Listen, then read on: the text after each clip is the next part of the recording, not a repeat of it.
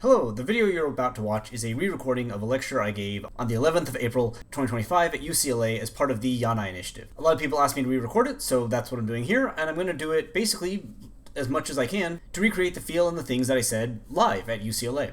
Before I begin, though, I'd just like to thank everyone at UCLA who flew me out. It was an absolutely wonderful trip. It was a delight to meet so many great students, so many grad students, and talk to them, and so many wonderful scholars. Thanks again, especially to the Yanai Initiative for supporting this. It's truly wonderful to see such large projects like this that are dedicated to supporting the humanities. I'd also like to shout out, of course, the Japan Past and Present website, which is associated with this initiative. If you are a scholar of Japanese or just interested in Japanese and you're not familiar with this, it's definitely a website that I recommend bookmarking, and if you're a scholar, getting your details up there. So again, thanks to everyone at UCLA for the wonderful experience. Thanks to everyone at the Yanai Initiative for taking an interest in what I do, and thanks to you and everyone who asked me to re-record this for taking an interest in my research. With that said, let's move into the presentation. Hello, so my name is Wes Robertson, and today I'm going to be talking to you all about Japanese fashionable terms, origins, forms, and social values. So this is one of the most unexpected presentations I've pretty much ever given, in that I usually present on things that have been peer-reviewed and gone through a lot of research, and the work I've done to date on slang is long-running now. I've been doing it a few years, but I haven't actually done it, as a peer-reviewed thing. Indeed, this is sort of the first opportunity I've had to sit down and think about all the things I've discussed and try to put it into kind of a coherent narrative. So thank you all very much for having me today and for giving me the opportunity to take all this kind of random information I've been looking at over the years and put it into a single presentation with hopefully, a point. That said, since I haven't presented on this before, since I haven't wrote a paper or a book or anything on this, I had to sit down and think about how I was going to do it. And I started to go with these simple ideas of who, what, where, when, why, and how. So we'll start with who am I, then what are slang, where do ryukogo come from, how are they used, why are they important, and then finally, when can we ask questions? And the answer will be now, because that will be the slide where we'll go to questions. So to start with, who am I? Why am I here? Why am I, of all people, talking to you about Japanese slang? Well, basically, my name is mentioned as Wes Robertson. I'm the chair of languages and cultures at Macquarie University, and I'm also a Japanese sociolinguist. I have traditionally focused on researching variation in the use of Japanese scripts, which culminated in my first book, Scripting Japan, a few years ago, and have spread out more recently to do just other sociolinguistic work, especially looking at the language use of subcultures, etc., with my second book coming out later this year, one that I wrote in tandem with the amazing scholar Jess Crook. So please look out for that. As you can see, there's no cover image, so just imagine what the cover image could be, and there's a small chance you could be correct. Anyway, I started working on this as part of a blog that I have called Scripting Japan, where I post free Japanese learning materials, various articles on things I want to write, and of course, reviews of Japanese slang. In particular, there's a slang dictionary, which I update with 10 new words every month, a minimum of 10 new words every month, which serves as kind of a living document that slowly grows as I learn more and more terms. This all came about, though, because I was encouraged to start blogging and doing social media and things like that by a fellow academic, and I found it very, very useful as a way to kind of engage in more lighthearted research. There were things that I was interested in that would not really make for a peer-reviewed study. They wouldn't be good enough or important enough to, have that kind of impact. But I still thought they were useful and something that people would want to read about. I also kind of wanted to break down the ivory tower walls. I do find it frustrating. I understand the importance of peer review, etc., but I do find it frustrating that we do all this important work at universities and then we don't really communicate it, or it's all behind these paywalls. And I don't have the ability to overthrow the entire, academic publishing system, but I do have the ability to, in my free time, put some articles out there, put some stuff out there that I hope people would like. And so that's kind of what I found interesting about this blogging, social media, etc.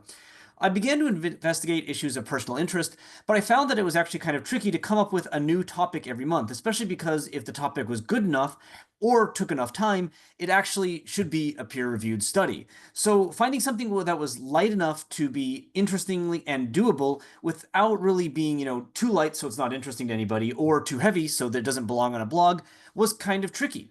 And in all this, I found while browsing social media, looking at Japanese social media, that their slang was very, very confusing. I had a bit of a crisis of ability where I was like, I've been studying Japanese for decades now. I can read entire books in Japanese, theses in Japanese, but I can't read a single tweet. Am I just terrible? And I was looking at guides online and they were all kind of poor. I'm not going to like flash any of them on the screen here and call anyone out, but the vast majority of guides to Japanese slang online are like, here's 10 words you need to know. Number one, yabai. And it's like, yeah, okay, you do need to know yabai, but like, that's not exactly what people are looking for when they're looking for an overview of Japanese slang. Like, they talk about words like cho or maji, and those are all good. They're all words that I think you need to know. I think yabai should probably be in introductory textbooks at this point to some degree. but it's not what I was looking for when I looked for Japanese slang. And I figured that, maybe a bit pretentiously, but if I'm somebody who's a quote unquote expert in Japanese and I'm confused by this, I can't find good info on this, then probably other people want this too. So why don't I make this kind of a reoccurring series? And that's been the key thing. If I publish nothing else in a month on my blog, I will publish one article on slang.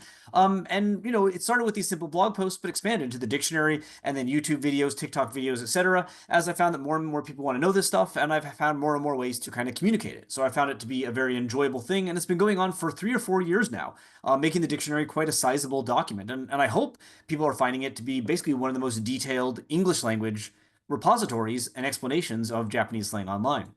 Indeed, there's been some attention for things like the Japan Times, which I was featured in, which was lovely, and it's led to things like my face being put on Twitter with 15,000 likes, which is more, I think, than anyone who's ever liked my face in the history of the world. So that's where I am. And none of this, again, is something that I think I could publish on. I can't write a paper being like, here's 10 new words that I found in Japanese. Publish it. That's not like academic writing, but I do enjoy having this chance to do this kind of work that I think is meaningful and Japanese learners want to know, while balancing it with, of course, the more formal stuff. So before we can talk about this, though, we have to talk about the question of what are slang, because this is a tricky question and it's not one that's easy to define. If you look at the dictionary, I know everyone says like starting with the dictionary says is a terrible way, but I think we do need to look at the dictionary here because the definitions it provides here are not going to match a lot of what we see in academia, and they're going to make things confusing. There's a clear difference between what a lot of people think slang is. For instance, dictionary.com there on the left sources this as saying informal vocabulary that is metaphorical, playful, elliptical, vivid, etc., and sometimes vulgar and socially taboo, as well as the jargons of particular classes, professions, and the special vocabulary of thieves like a cant or an argot. Then for slang in Merriam-Webster, you see language particular to a particular group, such as argot and again jargon, and then an informal non-standard variety composed of coinages, arbitrarily changed words, and extravagant features of speech. In contrast, though, if we look at this article on the social significance of slang, which is excellent, it notes that in academia, slang was originally used to describe informal, non-standard, non-technical vocabulary, and especially ones that reinforce social identity within a group or, a trend of fashion or society at large. Going back to note that these are the main traits of slang, although do attend to that little note at the bottom where they say that none of these features are necessary conditions, just common one. So they list non-standard, so not the lexicon of any standardized variety of English. Informal, meaning that it's not used in formal contexts. Non-technical, so here they're cutting off jargon and hobby speech, which was mentioned in the dictionary. Group related, I think that's one that actually is pretty set in stone, is one we'd all agree on. And then norm violating, in that it can sometimes challenge social and linguistic norms. This article, though, on Australian slang notes that ultimately slang is many things, and there are some contexts in which slang can be presumed, and others which it requires further discussion. That is, in some cases, everyone agrees on what slang is, and in other cases, it really needs to be defined. And in talking about this, they cite two studies, one by Coleman and one by Eble, and in 1994, you see that the definition was highly informal, and that's changed to informal.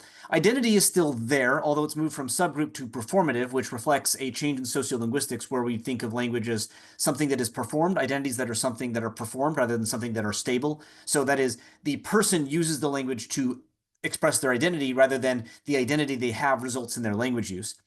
Flippant has been removed. There are value judgments added, and novel to the user or listener rather than just short-lived is here, which I think is very important. Oftentimes, what is slang to us might not be slang to other people.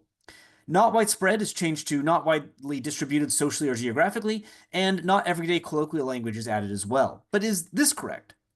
Agha, in his article on tropes of slang, talks specifically about the fact that at the end of this day, what you have to say is that you can't really have a repertoire-centric approach that lets us know what slang is because it's a social formation. And what this means is that what makes slang slang is not to be found in the expressions themselves, but in discourse. That is, people talking about slang and people using it, and other social values that, once analyzed as data, can clarify whether or for which groups and in which period some expressions have counted or still count as slang. So this evaluation of slang is also social. Whether or not I treat something as slang, whether or not you treat something as slang, is itself a social marker. And just by putting a bunch of words together is not going to make a definition of slang. Indeed, as Agha notes above, words like phone, bike, bus, and pub, which are now considered to be completely normal, originated from slang. Indeed, if we look up cool in dictionary.com, you find that the slang definition is a really cool comment, cool maneuvers, socially adept, and Merriam-Webster lists it as informal. I mean, is that true though? I'd personally say that if you don't know the word cool, you just aren't really that great at English. It's something that even beginners should know. And yeah, certainly at the beginning of cool when it first came out, which you can read about in articles like this from Slate, it was, potentially slang when it was associated with black jazz musicians, etc., all the way back in 1884. But that's a long time ago. And nowadays, if we're going to say that this is slang and this is informal, what about this, where Obama uses it in a speech? This is a speech to a group. It's not like in the White House in front of the desk, but it is the president giving a speech, which I would not consider to be informal. The definitions, the terms that are being used around there, procurement systems, specifications, these are not, informal vocabulary. So how come cool is still considered slang by the dictionary? I don't know. What about surf? To me, surf as in surfing the net is much more slangy than cool. It's certainly newer. The internet was invented, well after jazz music was, but there's no slang marker here. It's just treated as a word. I would say browse the internet is a much more, formal sounding, non-slangy term than surf the internet, but there's no note. And this isn't to say the dictionary is wrong or bad. It's just to note that this is really hard to talk about because I don't think any two people will agree exactly on which words are slang, which words are not. Indeed, sometimes words that are slang just become normal. We saw that a bit with English, but it's very true within Japanese. There's a form of speech called Nyobo Kotoba, which is associated with the Muromachi period and was basically the, girls' talk in a way of elite women in the Muromachi period. And while many of these terms are dead, this article here is a very interesting one that talks about some of the techniques that are used. You can see in this list some words that we just use today, regardless of whether or not we are aristocratic women, when speaking Japanese. As you can see, for instance, u for unagi is not what I've ever heard, and I don't know about kabo for kabocha, but nasu instead of nasubi is just, the word for eggplant. Indeed, if you go down to number 36, okota and omiya are not words that I've heard, but ohiya is used in Japanese restaurants to refer to water. So that word is now just a thing.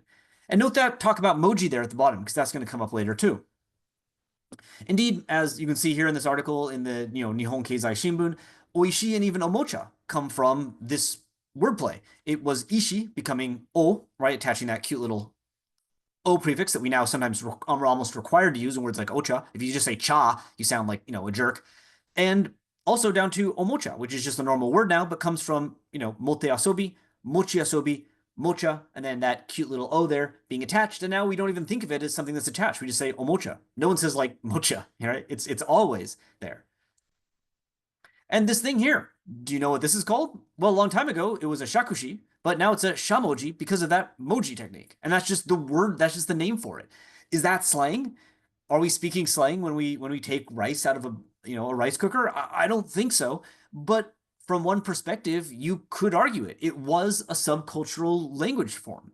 Although, again, if we do go into those definitions and look at the one where not spread across the entire country is a condition, then okay, it's not.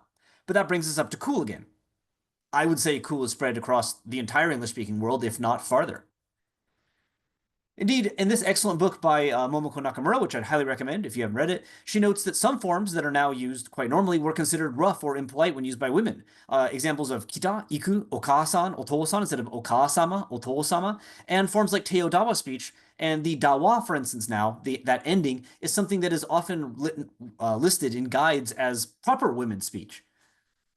If you want to know more, read the book about the change, but these attitudes, right, they change over time. What is slangy, what is vulgar, what is rough in one period can become what is formal and good in another.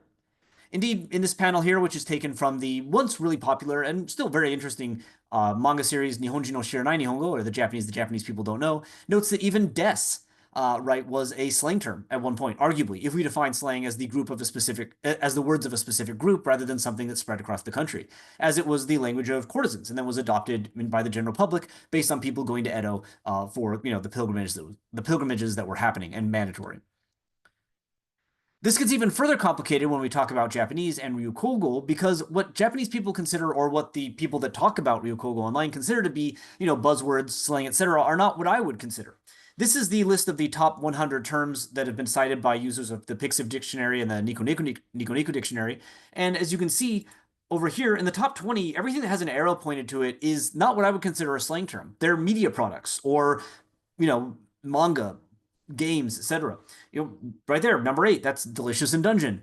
And indeed, right here, 21, Farin, that's the character Phelan from Delicious in Dungeon.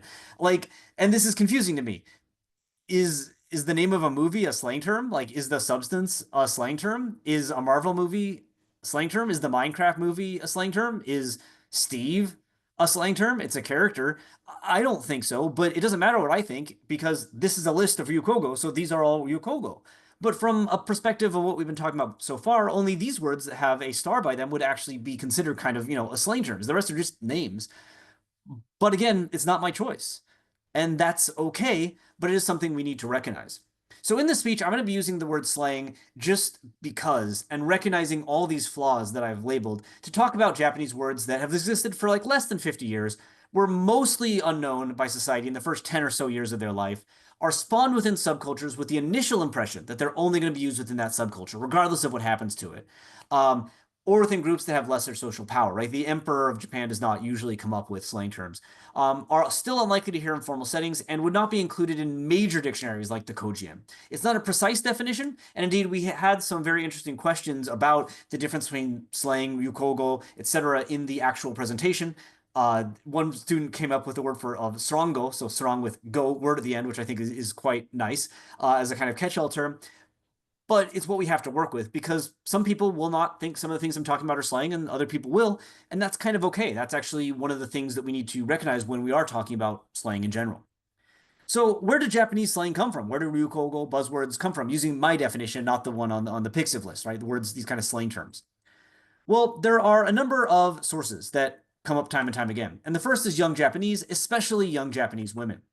For instance, Laura Miller is well known for her articles on buriko and gyaru that have come out a long time ago, and specifically terms that have been used by these young women. Now, the gyaru phenomenon is seeing a revival, but its heyday was in the 80s, 90s, and you can note that some of the terms here, many of them are gone, right? I don't see anybody using Cho Seikaku or Cho SW anymore, but things like one patan is a term that is quite common now, and indeed, you can see majime, right, for mecha, Mukatsuku, Chou Majide, like all these ones are still extant, right? And they were developed, at least popularized, who knows who invented them, by the practices of young Japanese women.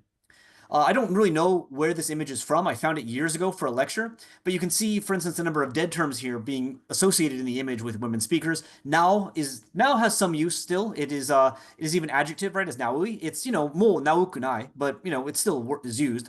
Yangu for young, not very common anymore. Abeku, that comes from French and it means a pair of lovers. And then over on the left there, you have MK5, which is majide kireru gobyo mai, so 5 seconds from like losing it. 5 seconds from getting really upset. And then Cho Very Ba is pretty famous as a shortening of Cho, very, very bad, although I wouldn't say it sees much use today. That said, Garu is back on the rise.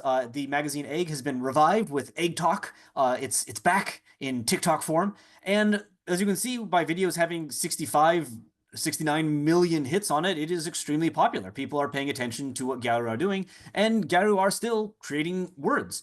For instance, in the old times, the words kuro garu and shiro garu were developed, and this is somewhere back in, say, somewhere between late 1980s, early 1990s. Certainly, as this article says, it was well established by the 2000s. But more recently, they came up with rate garu, which is in between, right? The black and the white level of tanning. And this is a newer term which has existed since at least 2013. And this screenshot here is, unsurprisingly, from a video by Egg, who are happy to promulgate and let people know about these kind of vocabulary. Young women are also featured in advertisements like this. This is from a very interesting advertisement that was released by Line to talk about, young people's slang terms. And you can see terms like, now, doko now, coming up again. So it was dead and now it's back, but now it's in hiragana. Or things like ri as a shortening of ryokai, which was shortened to ryo, and then ri because, saves you time. And indeed, Garu have been promulgating terms in other ways. This person here is Angelica, and she is a model, influencer, etc. And she's a very big fan of this slang phrase, Sorigacha homagomenya de, which is basically to translate it without any of the fun. Is that true? Oh, I'm so sorry. And she basically was spreading it everywhere she went until she went on this TV show. And this guy here is also very famous, and he loved it so much that they worked it into the episode of the show that she appeared on, which we can check out right now.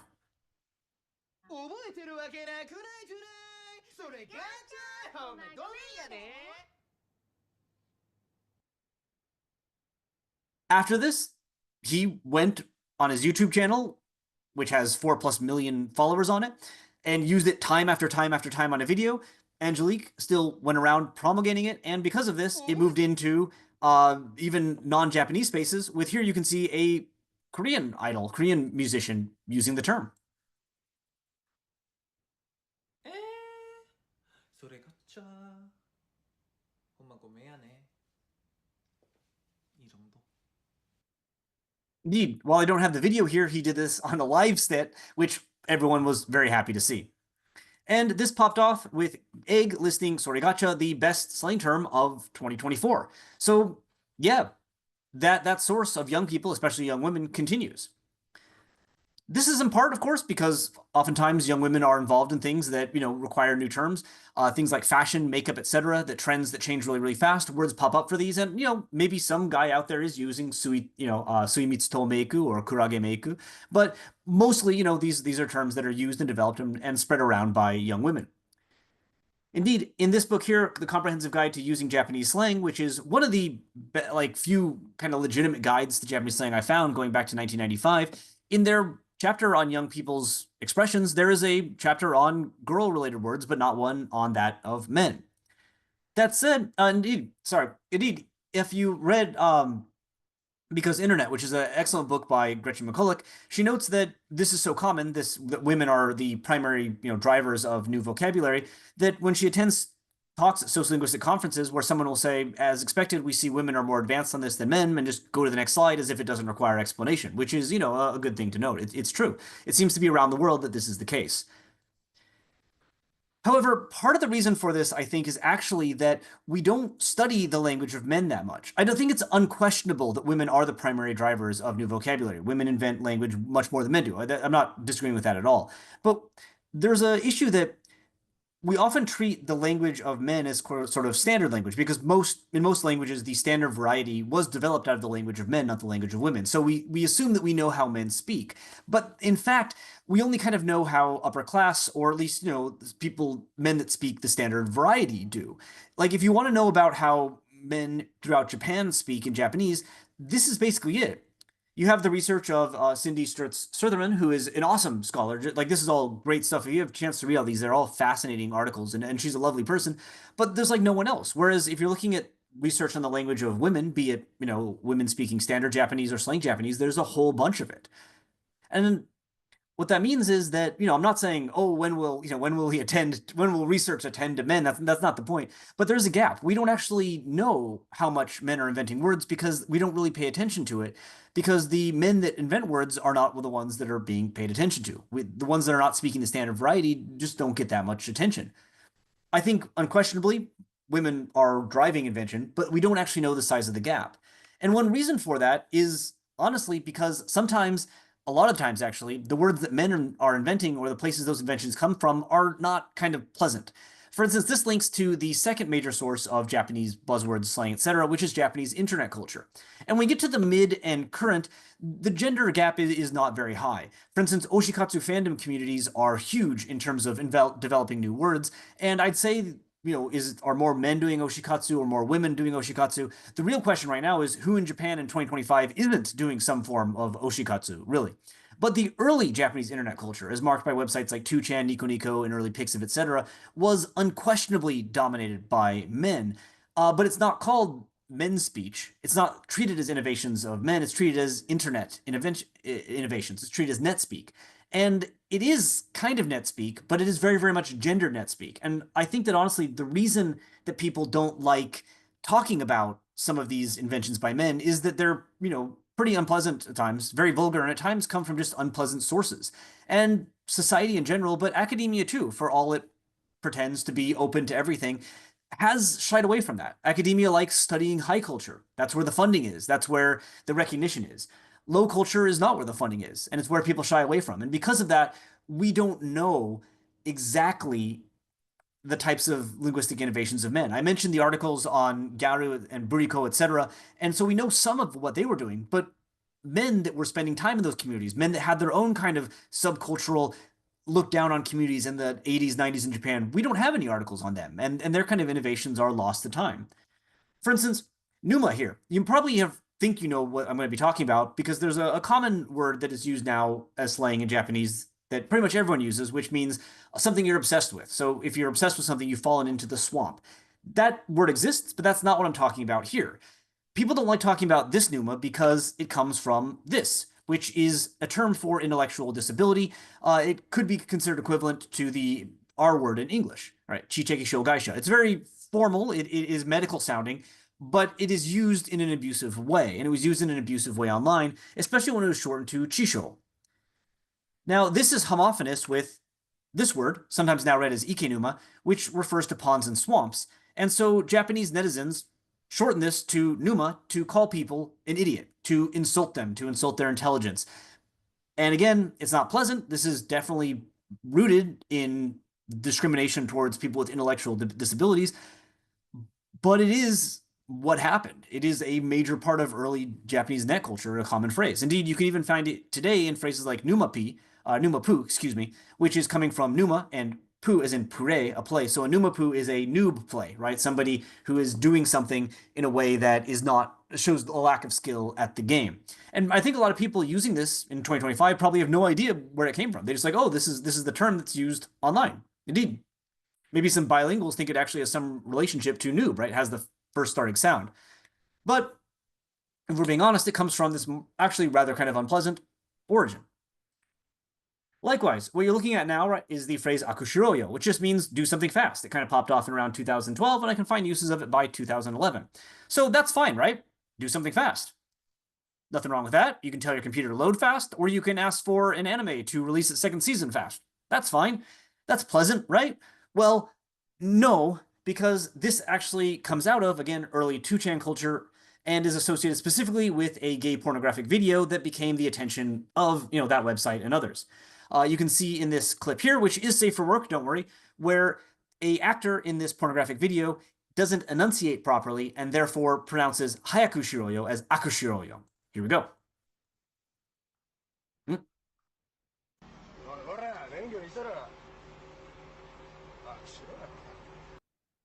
So we hear that akushiroyo, right? He's not pronouncing the H sound. So this links to a video which is so famous that there's an English language article on it on Know Your Meme, and it has this entire chart which tracks all the people in this video, everyone they're related to in other videos that have become discussed by the Japanese internet. Honestly, all in all, it's not that interesting, and it's all kind of the same. People in the video say something and it becomes a meme.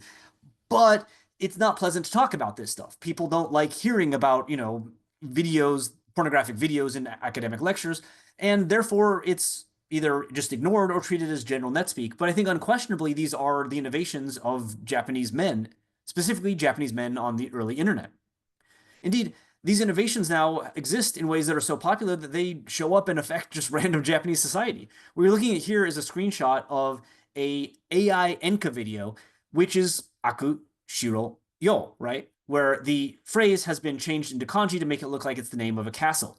This song hides a number of references to that Inmu series throughout, and it was actually put into a compilation album with a bunch of other AI Enka songs, which sounds weird, but that's the truth. And it got so popular when it came out that it hit, and this is not a joke as much as it sounds like it, #1 on the Apple Music and Apple iTunes store in the Enka category at the end of last year.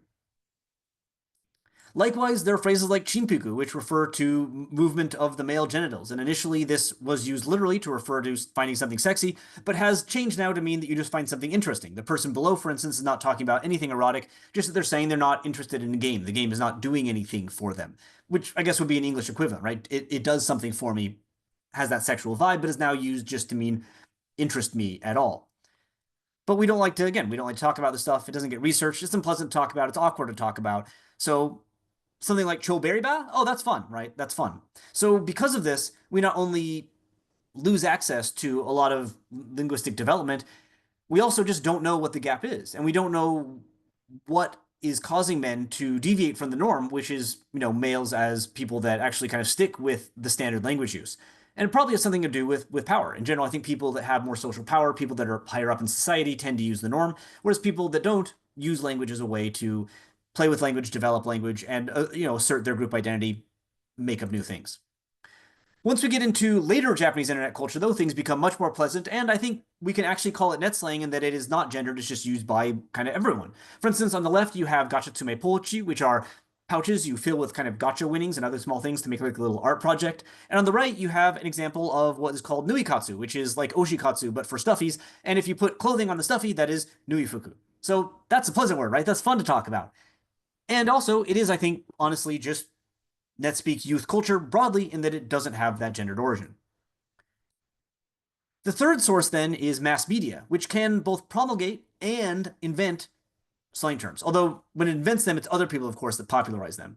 For instance, oshare is a mixture of oshi, like your bias, the person you stand, and oshare, to look good, and it means dressing up in a way that is fancy and connects you to your bias. This was adopted by the Sanrio Harmony Land in an advertisement, spreading it, into a wider audience than it would have had before. In other cases, though, someone in the media or something in the media just uses language in a way that people are attached to. This is a panel from Delicious in Dungeon where the person notes that something is more yabai than they thought it would and wonders what they should do. And the Japanese internet thought this was a great little phrase for whatever reason and uses it as a reaction image, but also states it when something is more yabai than expected, like this Gundam box is clearly bigger than expected. It's going to be more work to get it done. So they use the phrase kind of as is. Indeed, recently, Hito no Kokoro to Kanainka, which comes from Jujutsu Kaisen, popped off for a similar reason. People found it catchy, such as this person here using it to talk about, cruel words being used at people that work in the humanities. Certainly something that I can understand. And this got so popular that it hit, the number 6 term for people under 50 and the number 2 most well-known term for people over 60.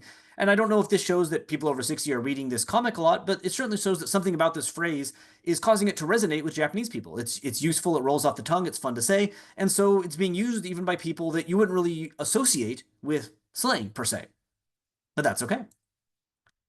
The fourth, then, is just random famous people. Basically, famous people are paid attention to. People like looking at famous people and watching them, and they pay attention to what they say. And sometimes they say things that are very interesting, and so other people say them, and that's basically it. This has been happening, of course, throughout history, but nowadays that famous people can just say things into a phone, and then it comes up on your phone when you're sitting around in the house, means that this is happening, I think, more frequency. Indeed, everything I'm talking about here has been happening for a long time, but what we're seeing now is a higher frequency of this happening. And again, also a broader sharing, whereas in other terms, it might have just been within a certain neighborhood and then died. For instance, this right here is Koji Mukai from the band Snowman, and he does this thing, or used to do this thing, where he would put his fingers here and then go like that, and it was momiage, your sideburns, right, and then a shuriken, so we call it momiage shuriken. You can watch him do it right here. There you go, that's it. And this led it to be the number 1 slang term according to Petrol in 2021. Famous person does thing, people who like the famous person like the thing, it becomes popular. Right? You can see it's not, surviving. These terms that are linked to specific people tend to have their, longevity linked to that person, or at least how long that person is performing it, but they do shine bright, while they're out there. Similarly, this is Kemio, who's a Japanese model, influencer, etc., and he pronounces things in a way that his fans find interesting. Sometimes, for instance, when saying home money, it sounds like he's saying home money, and that became popular enough to be the number 1 term of 2024, according to this survey. Otama Get Down, then, is also a Kemio term, and again, made it up to number 2. People like Kemio. Kemio says things. People like the things Kemio says. People start saying the things Kemio says. They become buzzwords. And this is not new again. For instance, these screenshots here are Noriko, known for Noripi, a type of language that you can see discussed over here, Noripigo. This is one that popped off quite a while back. If you're, a Japanese person my age, I'm sure you know what I'm talking about. And this involved using P in adjectives, like turning ureshi to urepi, and also using manmosu, so like a mammoth, as emphasis, like manmosu urepi, or itadaki manmosu. Did she invent this herself? Where did it come from? We don't really know. There is an advertisement for Japanese curry where a mammoth appears and they say Itadaki Mamosu that would have been out when she was 12. So maybe she heard that and it stuck in her brain and then later she invented it. It's a complex path, but there's no question that no one would be talking about this. No one would remember this if it wasn't for Noriko and her popularity. The difference now is that there are thousands of Noriko and they're all talking to us all the time in their speech. And indeed, you don't even need to be famous. You can just kind of become famous. The person on the left is named Sayaka, and she is like a singer, songwriter, and now influencer. And she made a video where she eats some food, and then a song plays that uses the phrase "umasugiro guy," which is a Kansai inflected way of saying "it's too delicious, isn't it?" And then does a little dance. You can check it out here.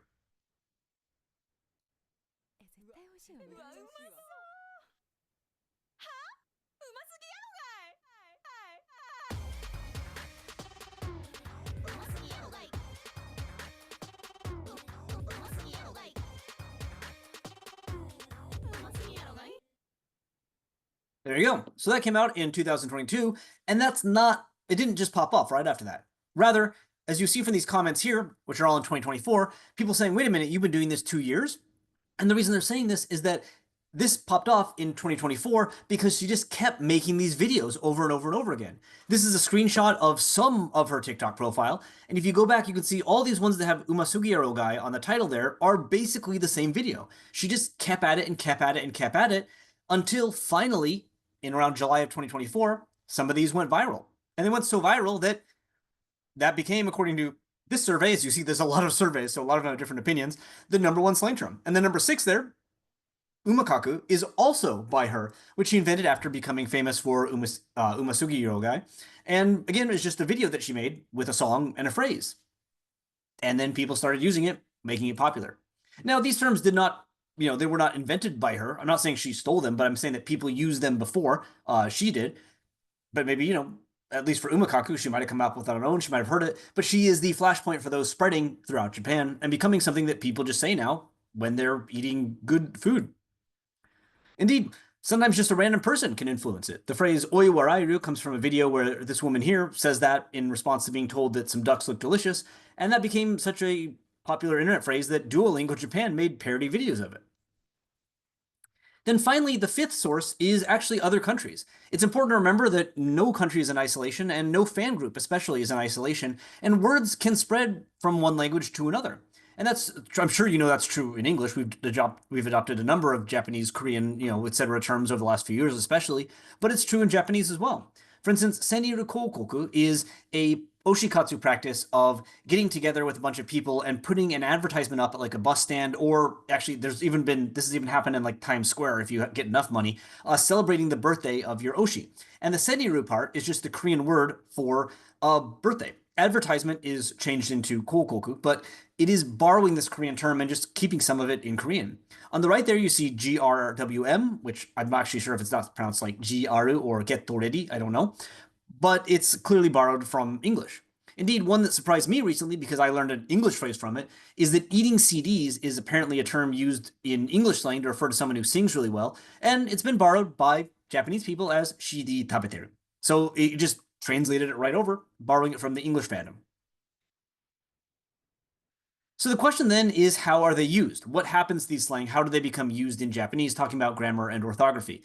And I want to talk about this specifically because a lot of the students that were coming to the initial recording of this presentation were part of a structure of Japanese class.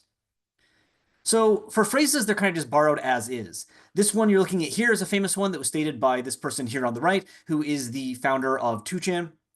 And basically in a debate over internet ethics, censorship of the internet, someone said something and this person responded with "anata no kanso desu ne," or like, that's just kind of your opinion, right? And that's been adopted as something that now people say on the internet, especially as part of kind of like political slap fights when they want to respond to somebody by stating that their opinion is not in fact. So they're just, adopted kind of as is. Nouns, however, are adopted, pretty much straightforward as a noun. The interesting thing about nouns, though, is that they're combined with certain verbs. For instance, sanchi refers to your sanity. It's a sanity value. It comes from the Call of Cthulhu video game. And as you can see, kezuru is used very often to mean a decrease. Now, agaru and sagaru are used as well, quite frequently, as you can see here. But kaifuku is also very, very common. And it's, it's interesting because these words appear out of nowhere and people just have to kind of vaguely get together and decide what verbs they're going to be used with. In some cases, you'll find that a verb you'd think would be used is just not, because there's sort of a unconscious acceptance of which verbs are common and which verbs are not. Naoru, for instance, is not used very much with Sanchi, as these are sort of the only examples that I could really find of it. Taifuku is much, much, much more common, and who knows why. I guess that's just what's preferred. Other words then get adopted as either non-adjectives or adjectives via no. Remember that Japanese can kind of adjective nouns, like Nihon no eiga is what we'd say in English as a Japanese movie, but it's a noun, but it's being used like an adjective. And then, of course, e-adjectives too. So chipi chipi chapa chapa, for instance, comes from a nonsense phrase from a Chilean song that popped off in Japan in 2024. And it's when used with no, though, it seems to refer to the song itself, right? It's talking about the rhythm here of the song.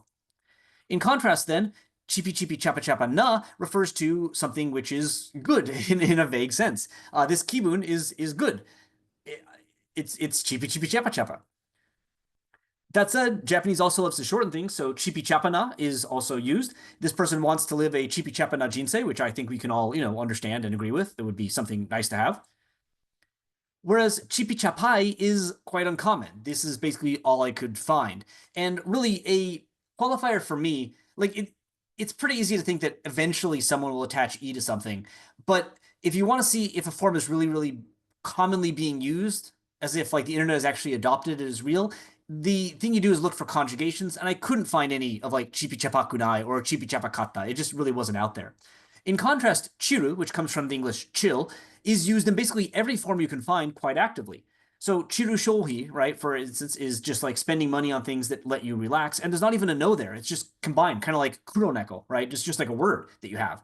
But chirui, the e adjective, is used quite a lot. And down here at the bottom, you can see chiru na, right? Chiru na hito being used as well. So it's an adjective and an e adjective and a noun, and the internet's okay with all of that. Indeed, chirukata, it's there, right? It's been past tense, and this is not the only example. It's very easy to find chirukunai, chirukata, chirukunakata. Very, very easy.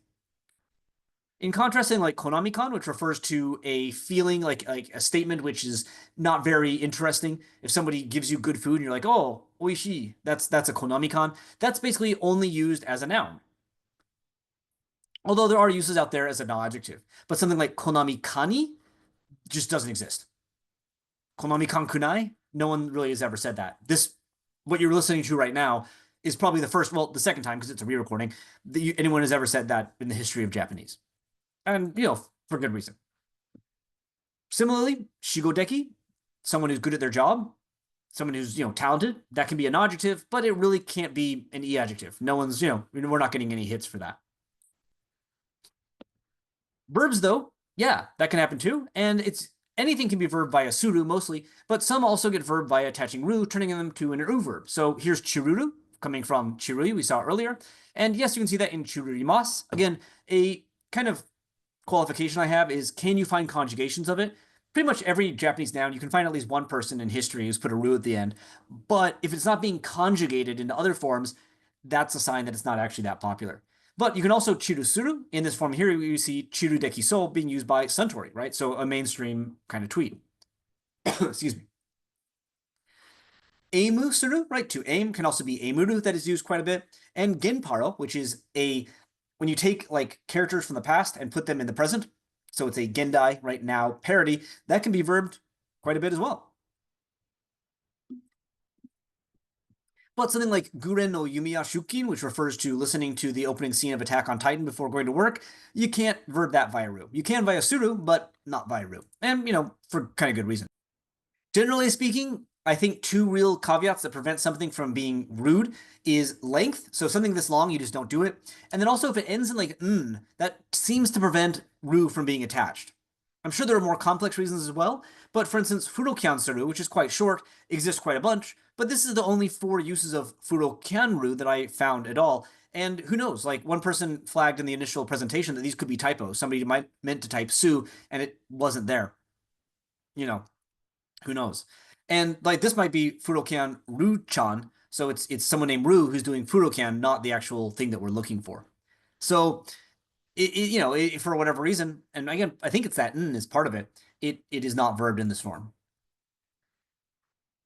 Other words like yurideito, for instance, right, which is just two women going out and doing anything together. It can be romantic or not. Just if you're a woman and you spend time with other women, you can call that yurideito. For me, for instance, it would be very, very easy to turn this into yurideru. Indeed, I made a video where I asked people to verb that, and so far, nobody has. Now, this should tell us two things. One, I am not a major influence on the Japanese language. Sad, but true. I accept that. I accept my fate. Secondly, though, it should tell us that for whatever reason, Japanese people are not seeing a need to shorten yurideito, because I was actually surprised that it wasn't yurideru. So my sense of what kind of shortening should happen is not matching the sense of the people that are actually using this word.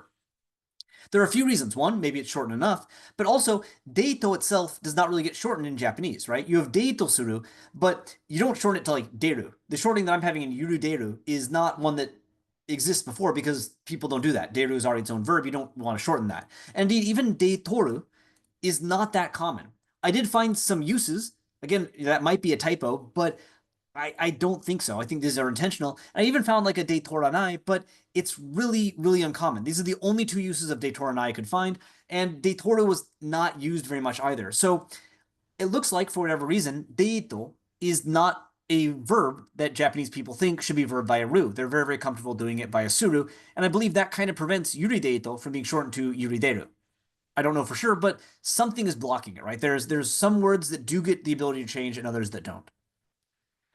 In contrast, furoru, people are debating whether or not you can use this on this survey you see here, but unquestionably, people are using it. I can find every conjugation, pretty much that I can imagine, and you can see here the negative, futoranaito.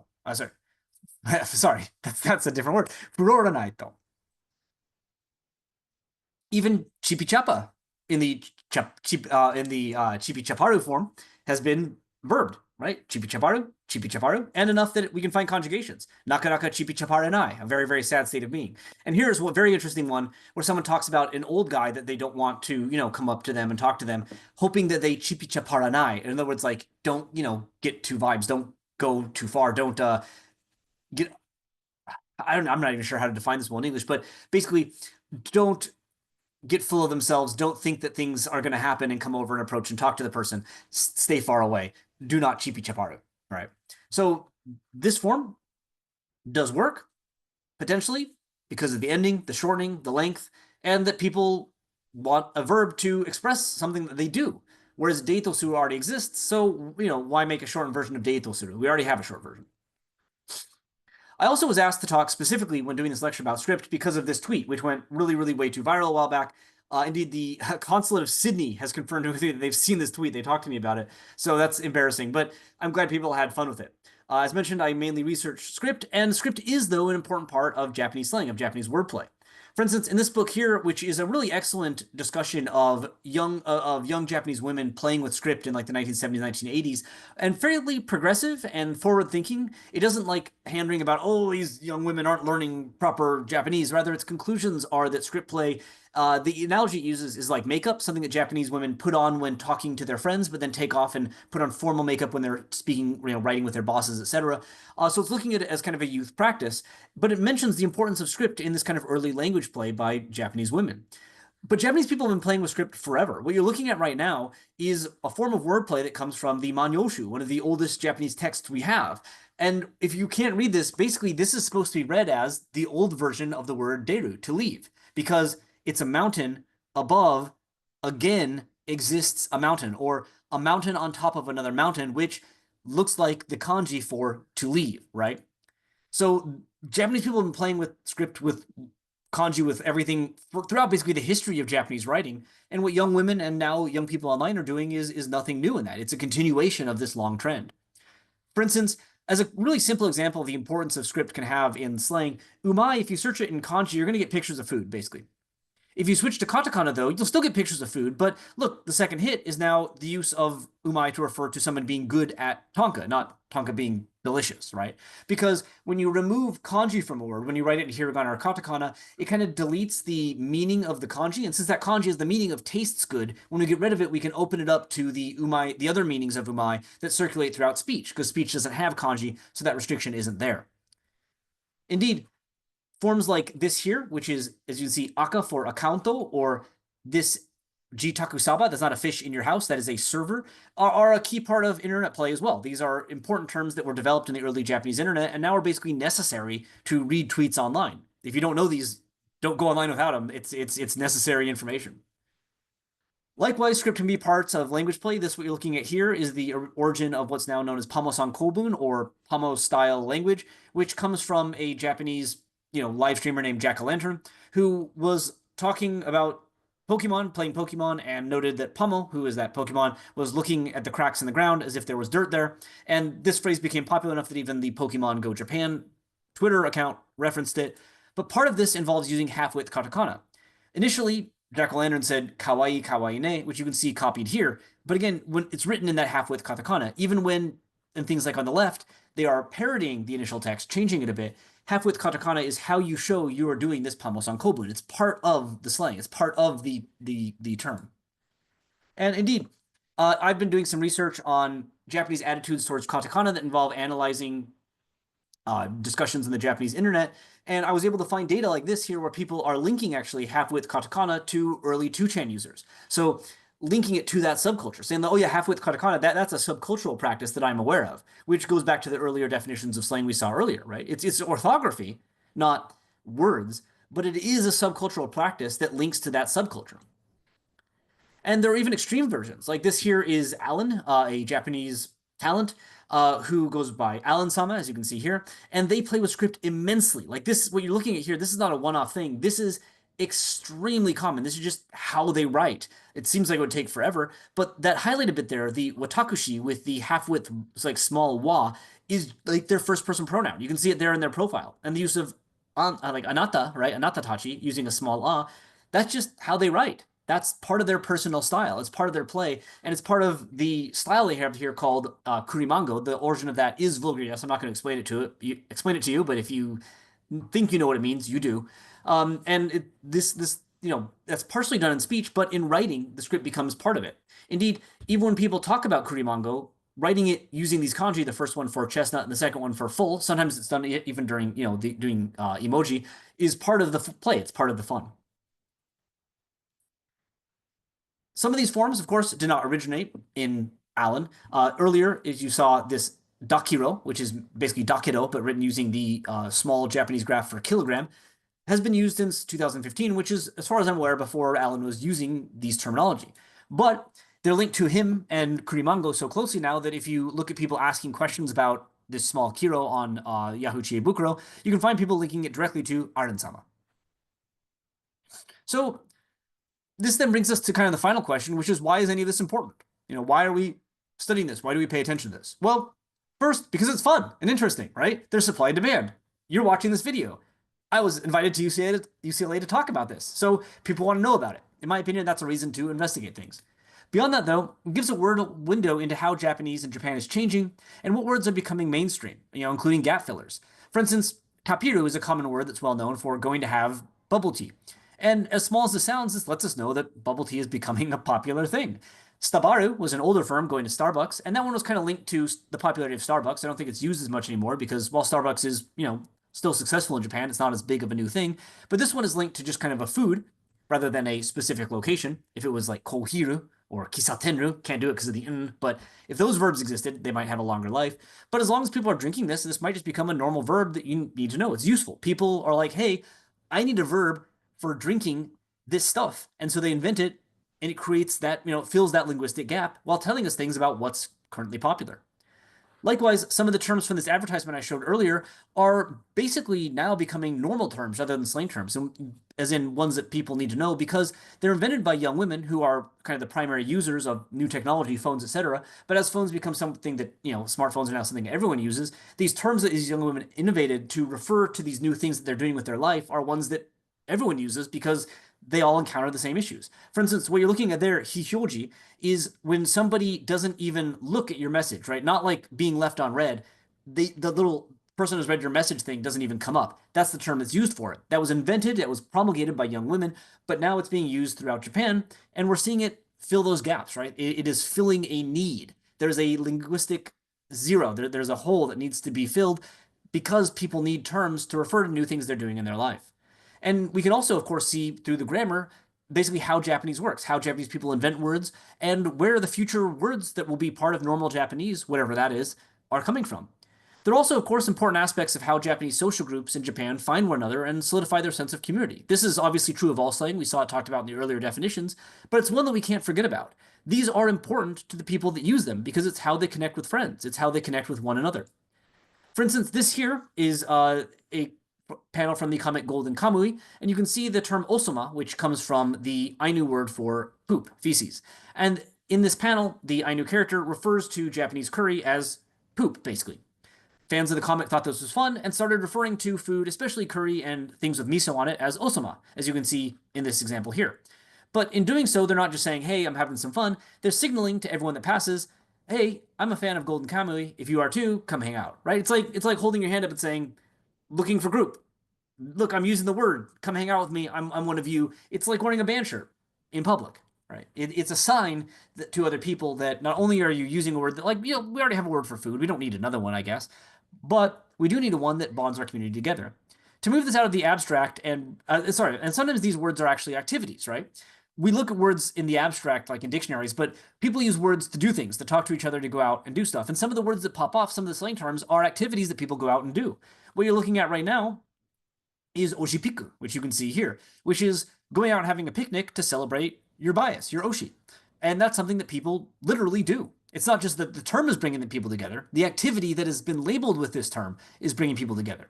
And it got so popular that McDonald's encouraged people to do it with, of course, McDonald's. So, there you go. But to give an example of how this can happen in a way that I think is less abstract, I want to talk about these two memes that you're looking at right now. These both come from the Idolmaster series, which is very, very popular.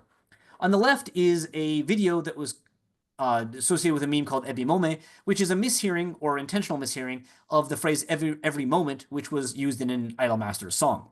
On the right is the phrase Getsuyo ga chikayo, or Monday is coming, which is not a mishearing. It appears in an Idolmaster song, but has been used kind of as an online meme to warn people that, the week is about to end. In the song, it's saying, oh, our date is going to end, our date on a Sunday is going to end, but the screenshot there is from a video where all the lyrics besides Monday is coming are cut and repeated over and over again. But I want to talk about the ebimome. I want to show you what that's like because it does create this video that went viral, created by this person, Egg, and it's going to be important for the next step in understanding this kind of group process. So here we go.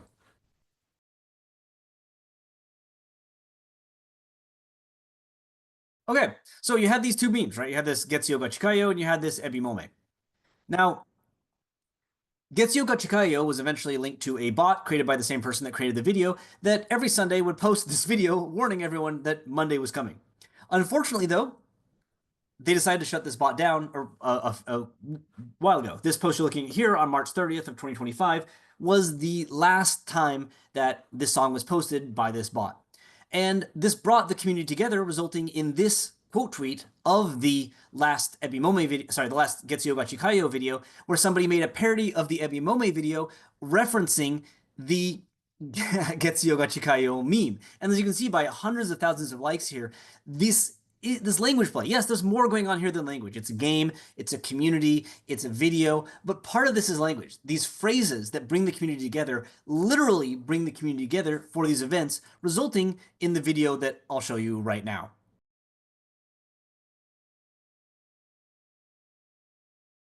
And I love this stuff. I think this is sweet. I think this is great. And it's wonderful to see people coming together, language bringing people together in these kind of real ways. So also then, finally, these shed light on aspects of how humans use language which are easy to overlook if only one region, language, or context is analyzed. For instance, this here is an article from the New Statesman back in 2019 noting this form of language play by English speakers where they pretended to be boomers and they wrote as if they are boomers posting on Facebook.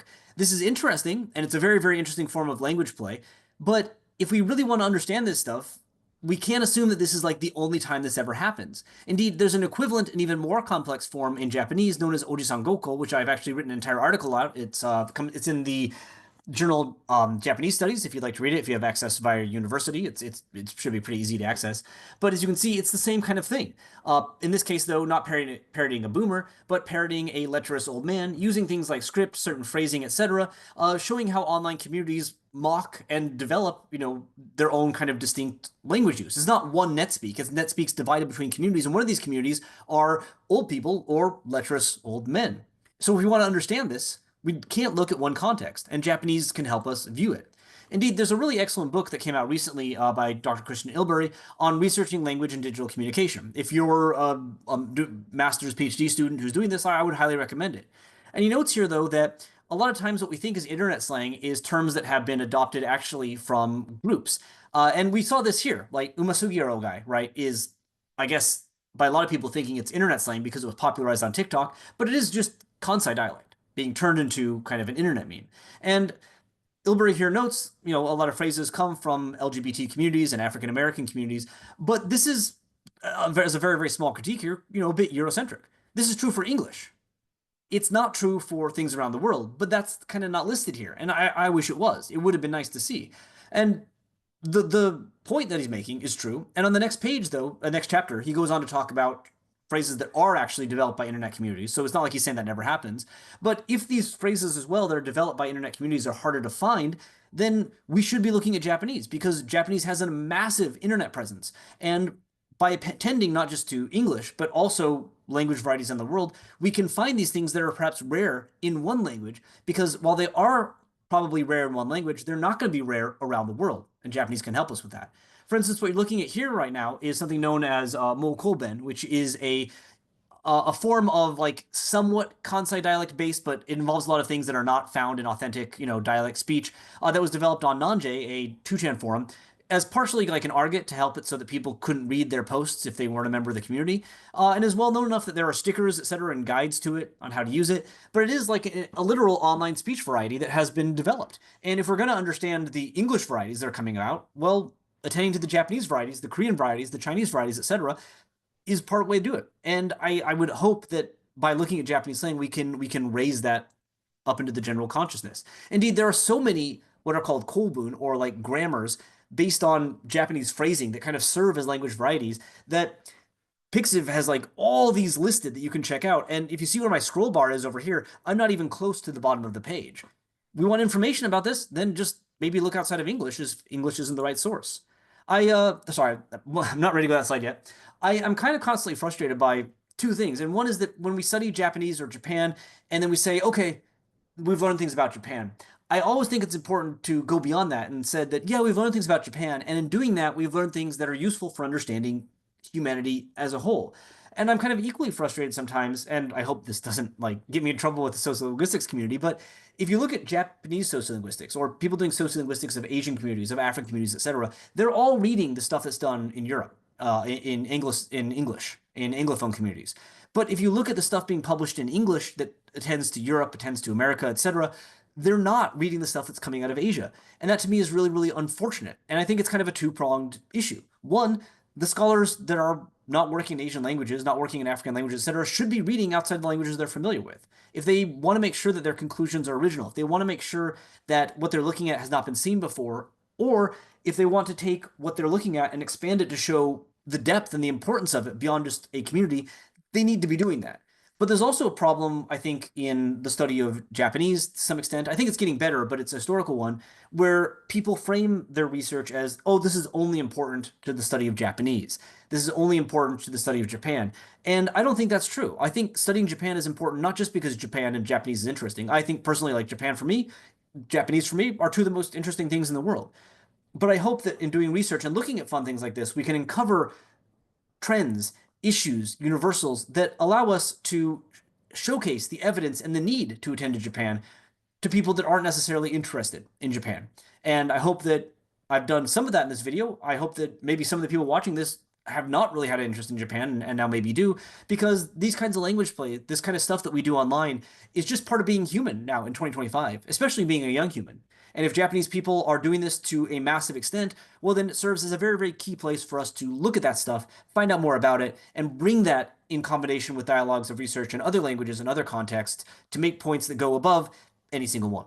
So that's my presentation. That's me taking what I've been doing kind of casually for the last few years and trying to put it into a heavy academic kind of sounding discussion. I hope you enjoyed it. And this was the point in the real recording where I asked for questions, and I can't do that live. But if you have any questions, put them in the comments. And as long as YouTube flags me made a comment, I'll try to give you a response. I'll do my best job. Thanks for listening. Hope you liked it, and I'll see you in the next video.